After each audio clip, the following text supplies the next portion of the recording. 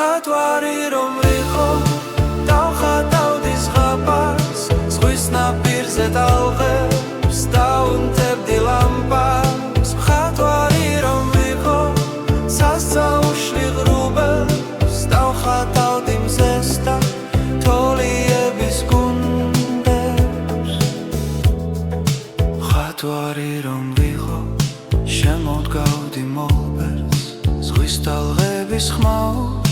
დაუწერდი ნოტებს მხატვარი რომ ვიყო ვიცხოვრებდი ზღვაზე თოლიები მინდა მაღვიძებდნენ ადრე